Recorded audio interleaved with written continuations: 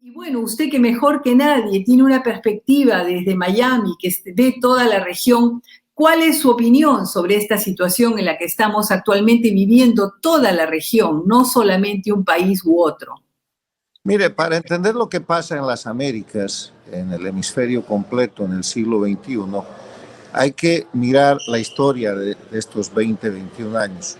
El siglo XXI en las Américas está marcado por la expansión de las dictaduras. El año 1999 había una sola dictadura, la de Cuba, que agonizaba, pero llegó ese año a la presidencia de Venezuela Hugo Chávez, salvó la dictadura y puso en marcha en el siglo XXI un proyecto que se llamó al principio populismo bolivariano, después se llamó socialismo del siglo XXI y hoy se conoce como castrochavismo. O sea, el primer elemento es la expansión de las dictaduras, era una el año 99, hoy día tenemos por lo menos cuatro: Cuba, Venezuela, Bolivia, Nicaragua. En su momento estuvo ahí el Ecuador con Rafael Correa. El segundo elemento es que ese fenómeno ha marcado que el eje de confrontación en las Américas en el siglo XXI no sea un eje de confrontación ideológico ni siquiera programático. Son las dictaduras contra la democracia, porque usted verá que en toda la región este sistema, el socialismo del siglo XXI, castrochavismo liderado por Cuba, ha puesto en marcha mecanismos para tomar el poder, ya sea por vía de elecciones, alteración de resultados electorales, conspiración, levantamientos, desestabilización, a través de sus mecanismos que son el Foro de Sao Paulo, el Grupo de Puebla, e incluso mecanismos mucho más duros como la operación de las FARC, el ELN y otros sistemas.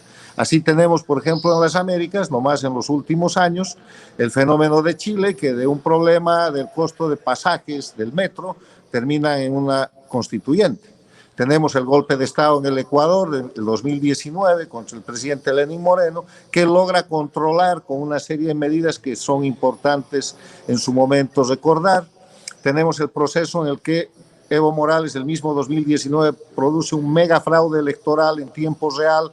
Se produce una situación de resistencia civil en Bolivia. Él renuncia, huye, pero de Bolivia sale el dictador y no la dictadura, y a través de un proceso con directa intervención de Cuba, Venezuela, a través de la Argentina, han rescatado para la dictadura el país.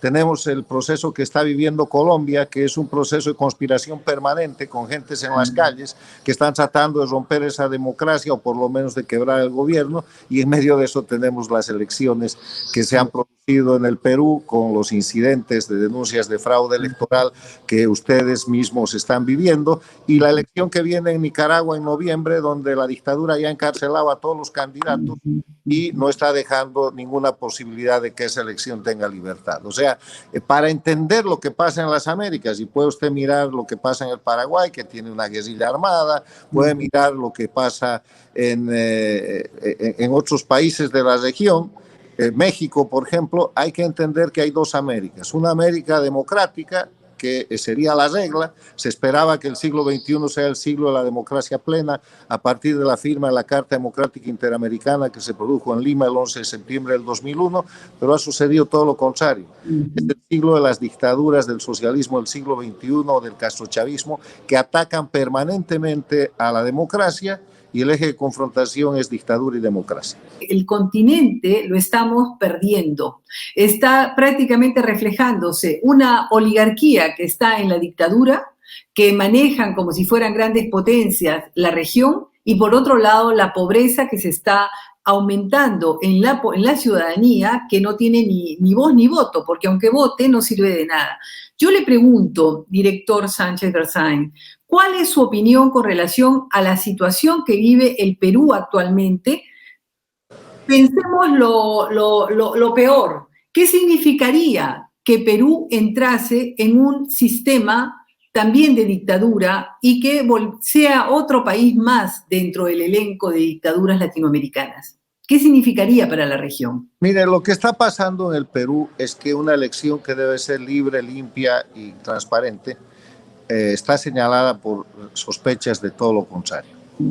Es la segunda vuelta electoral empezó a presentar resultados en los que ganaba la candidata Keiko Fujimori.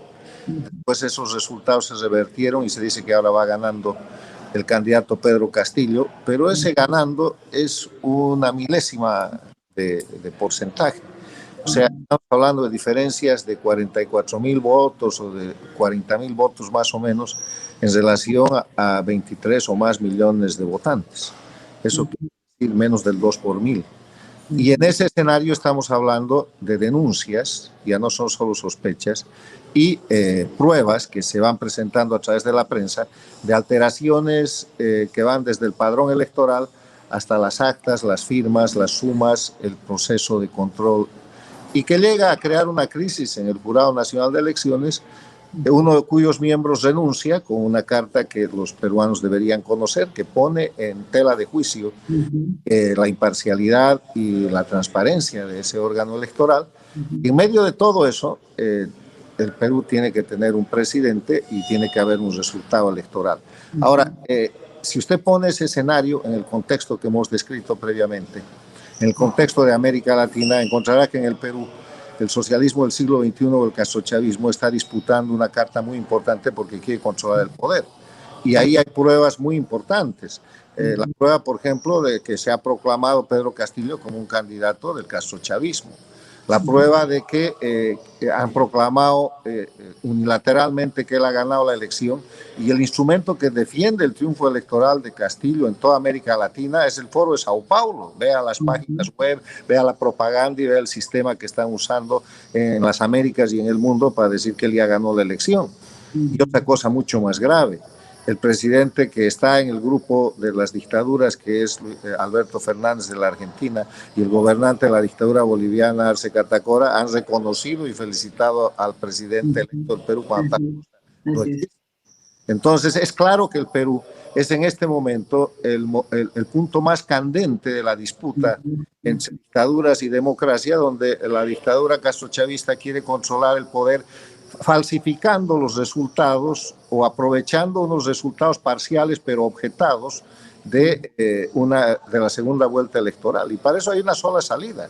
Y la salida es que un órgano verdaderamente imparcial, como es la Organización de Estados Americanos, haga una auditoría que ya ha sido solicitada por la candidata Fujimori al presidente de la República, que le ha contestado que va a opinar sobre eso, va a responder sobre eso cuando el órgano electoral, el Jurado Nacional de Elecciones, emita su resultado. Pero el que quiere hacer una autopsia una vez que emita un resultado, que sea acusado de fraude o no, porque uno de los candidatos lo va a acusar, él quiere dar una opinión, tiene que ser antes.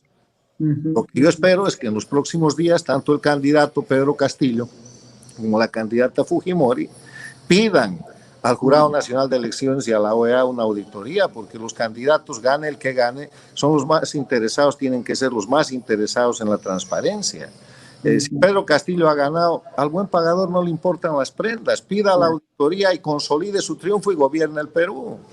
Si no, y ha perdido la elección, que se pongan en evidencia los fraudes que está acusando la candidata Fujimori, porque de lo contrario, si esto lo hacen a la fuerza, y no hacen la auditoría y no transparentan y le devuelven la confianza al pueblo peruano y a la opinión pública mundial, el presidente que llegue va a ser un presidente cuestionado, que va a dejar la llama, que va a crecer muy rápidamente, de la confrontación y la crisis en el Perú.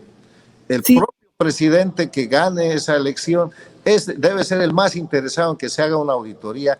Hay una salida, hay precedentes, hay un órgano que es experto en eso, que es precisamente el órgano de la Organización de Estados Americanos, que nace de la firma de la Carta Democrática Interamericana y que está plagado de expertos y que pueden hacer eso en pocos días.